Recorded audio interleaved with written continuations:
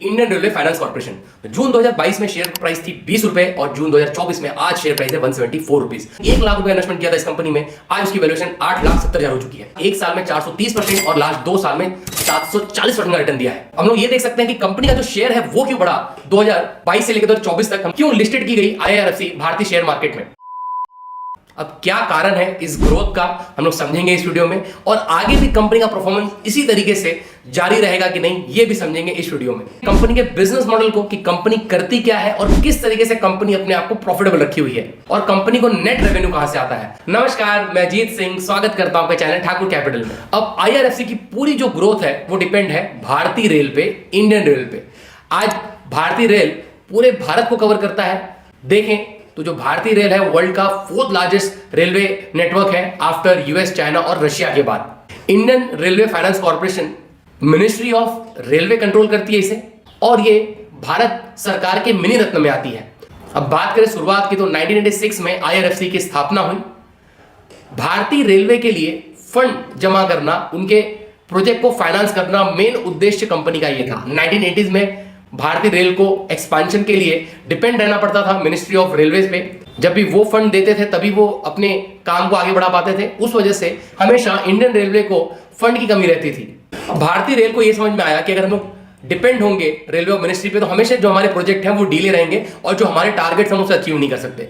तो Indian railway ने खुद सोचा कि हम क्यों फाइनेंस ना इकट्ठा करें, मगर मिनिस्ट्री ऑफ रेलवे ने उन्हें ये बात कह के रोक दी कि आप लीगली ये नहीं कर सकते। उसके बाद इंडियन रेलवे फाइनेंस कॉर्पोरेशन की स्थापना हुई। IRFC का जो 100% जो क्लाइंट है वो सिर्फ भारतीय रेलवे ही है। अब तक हमने ये समझा कि IRFC करता क्या है।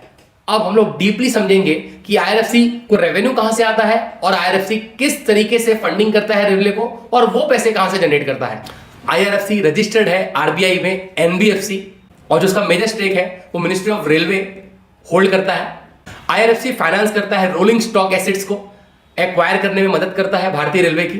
रोलिंग एसेट्स वो एसेट्स हैं जो मूवेबल है, जैसे कि इंजन हो गया, जो पैसेंजर डब्बे हैं, जो मालगाड़ी के डब्बे हैं, वो सब के लिए फंडिंग करता है। फिर लीज देता है इंफ्रास्ट्रक्चर फंड्स को, जैसे नए ट्रैक बिछाना, प्लेटफॉर्म बिछाना, ये सब चीज को भी फंडिंग करता है। एसेट अंडर मैनेजमेंट की तो 4,66,251 करोड़ का आज एसेट अंडर मैनेजमेंट है IRFC का। 4,66,251 रुपीज आज कर्ज देने के लिए अवेलेबल है IRFC के पास। अभी IRFC ने कहां पे कितने परसेंटेज फंड दिए हुए हैं तो यहां हम लोग देखें तो advance against railway infrastructure assets, इसमें IRFC ने 47.53% का कर्ज दिया हुआ है। मतलब न्यू ट्रैक बिछाना, प्लेटफॉर्म बनाना, ये सब के लिए टोटल ब्रेकअप है 100%। IRFC ने जिस तरीके से 100 रुपीज को डायल्यूट किया है रेलवेज में। अब बात करेंगे कि कंपनी ने कहां से बोरोइंग किया है। अब IRFC ने बॉन्ड इंक्लूडिंग 54 EC बॉन्ड, उसमें से 45.55% जनरेट किए हैं जो टैक्स फ्री बॉन्ड है। LTL लॉन्ग टर्म लोन में 32.6%, ECB यहां से 16.75%, NSSF national small saving fund से 4.27% और शॉर्ट टर्म लोन से 0.83% बोरोविंग की है। मतलब हम लोग ने अभी तक ये देखा कि 100% स्पेंड कहां किया और 100% बोरोविंग कहां से की है। अब साल में एक बार इंडियन रेलवे और IRFC दोनों के अधिकारी बैठते हैं और वो दोनों ये देखते हैं कि इंडियन रेलवे ने जिस तरीके से बोरो किया है फंड, उसका परसेंटेज कितना है, नेट परसेंट कितना है, और वो कितना परसेंट एडिशनल देना चाहते हैं, नेट इंटरेस्ट मार्जिन कितना देना चाहते हैं IRFC को, मतलब उस टोटल परसेंटेज पे और कितना परसेंट ऐड करना चाहते हैं। मतलब हमेशा से IRFC का ये फोकस होता है कि कम से कम इंटरेस्ट पे वो इंडियन रेलवे को फाइनेंस कर सके और इंडियन रेलवे के लिए मार्केट से फंड जनरेट कर सके। और इसलिए देखें तो जो NPA है वो IRFC का टोटली जीरो है। क्यों? क्योंकि वो डायरेक्टली इंडियन रेलवे को फाइनेंस करती है।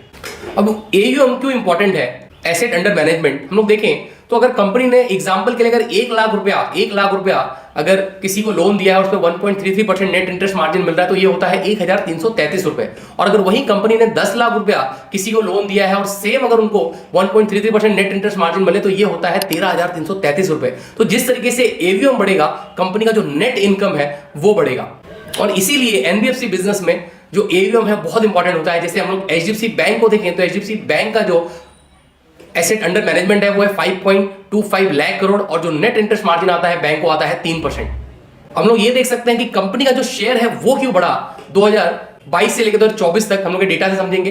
जो कंपनी का 2018 में एसेट अंडर मैनेजमेंट था वो था 1,55,499 करोड़, जिसपे नेट इंटरेस्ट मार्जिन आता था कंपनी को 1.83%। 2019 में 2,03,047 करोड़, जिसपे नेट इंटरेस्ट मार्जिन आता था 1.57 करोड़। 2020 में 2,70,505 करोड़, जिसपे नेट इंटरेस्ट मार्जिन आता था 1.38%। 2021 में 3,68,007 करोड़, जो 36% से बड़ा है अगर हम लोग लास्ट ईयर 2022 से कंपेयर करें, और जो नेट इंटरेस्ट मार्जिन है वो भी बड़ा 1.45%। 2022 में देखें तो एसेट अंडर मैनेजमेंट हो गया 4,29,824 करोड़, जो 16% से बड़ा अगर हम लोग कंपेयर करें 2021 से, और नेट इंटरेस्ट मार्जिन भी बड़ा, ये बड़ा 1.57%। तो ये देख सकते हैं 2021 और 22 में जो नेट इंटरेस्ट मार्जिन भी बढ़ा और जो एयूएम है वो भी बढ़ा, और इसका इफेक्ट हमको स्टॉक के प्राइस पे भी देखने के लिए मिला।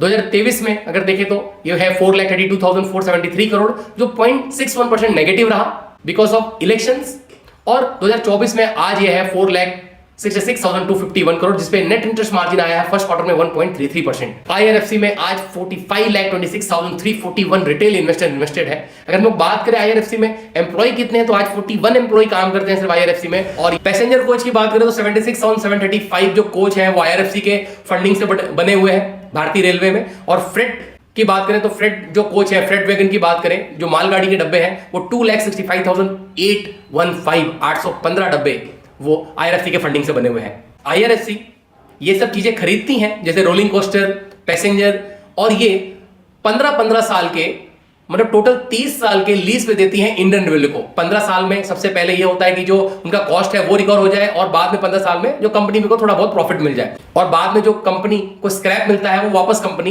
इंडियन रेलवे को ही दे देती है। कंपनी और भी जो रेलवे के प्रोजेक्ट है उसको लैंड करती है, जैसे Konkan railway corporation, rail land development authority, retail corporation, पिम्फोर्ड railway corporation, rail Vikas Nigam, ये सबको भी आईआरएफसी फंडिंग करती है। आज देखें तो रेलवे सेक्टर में 5.04 लाख करोड़ का इन्वेस्टमेंट हमको देखने के लिए मिला है। अब रेवेन्यू की ब्रेकअप की बात करते हैं कि रेवेन्यू का परसेंटेज कहां से आता है। हम लोग ने ऊपर बात की थी रेवेन्यू ब्रेकअप की, पर अब प्रॉपरली बात करें, इंटरेस्ट ऑन लोन से 3% मिलता है आईआरएफसी को, इंटरेस्ट इनकम 33%, रोलिंग स्टॉक से 58% और प्रोजेक्ट एसेट से 6%।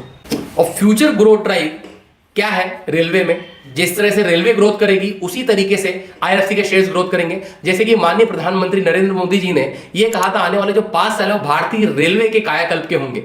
चिनार ब्रिज वर्ल्ड का लार्जेस्ट एटीट्यूड पे बनाया हुआ ब्रिज है जो भारत सरकार के विजन को दर्शाता है। अब क्यों लिस्टेड की गई आईआरएफसी भारतीय शेयर मार्केट में, तो सेबी की गाइडलाइन के हिसाब से जो सेंट्रल पब्लिक सेक्टर है उसमें मिनिमम 25% का जो स्टेक है वो पब्लिक का होना चाहिए। और अभी देखें तो 11.36% का स्टेक यहां पे देखें तो आईआरएफसी ने डाइल्यूट किया है, इसीलिए आईआरएफसी को लिस्टिंग किया गया इंडियन स्टॉक मार्केट में। और आज भी गवर्नमेंट ऑफ इंडिया 86.36% इसमें ओन करती है, एफआईएस 1.08%, डीआईएस 0.89% और रिटेल 11.68%। तो हम लोग आने वाले समय में देखेंगे, आने वाले 5 साल में जो रेलवे है, मिनिस्ट्री ऑफ रेलवे, उसका जो परसेंटेज 75 पे आ जाएगा। मतलब और भी यहाँ पे जो मिनिस्ट्री ऑफ रेलवे अपने आईआरएफसी के स्टेक्स बेचेगी बिकॉज ऑफ जो कंप्लायंस है सेबी के, उसके वजह से।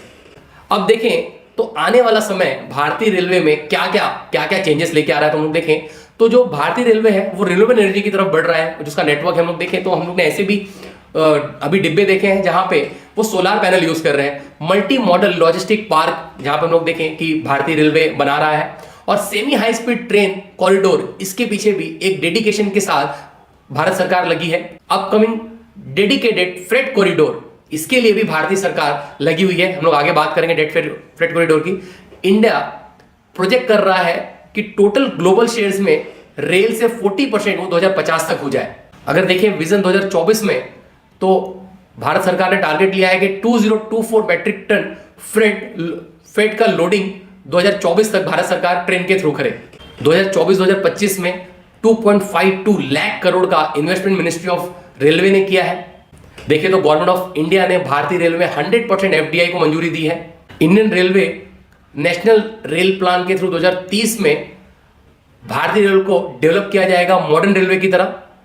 अगर बात करें इंडियन रेलवे 2023 के बुक की, तो इंडियन रेलवे का प्लान है कि semi high speed train Vande Bharat train को 2025-2026 में यूरोप, साउथ अमेरिका और ईस्ट एशिया मार्केट में एक्सपोर्ट किया जाए मेड इन इंडिया के थ्रू। अगर देखें 2023 तक तो 1724 डेडिकेटेड फ्रेट कॉरिडोर बनाया हुआ है, जिसमें 861 kilometre EDFC eastern dedicate freight corridor और 863 किलोमीटर वेस्टर्न फ्रेट कॉरिडोर। हम लोग ये देखें तो गवर्नमेंट ऑफ इंडिया एक कॉरिडोर डेवलप कर रही है जहां पे सिर्फ मालगाड़ियां चलेंगी और सिर्फ मालगाड़ी का ही आवागमन होगा, और उसके लिए एक डेडिकेटेड फ्रेट कॉरिडोर बनाया जा रहा है जहां पे IRC उसकी फंडिंग देख रही है।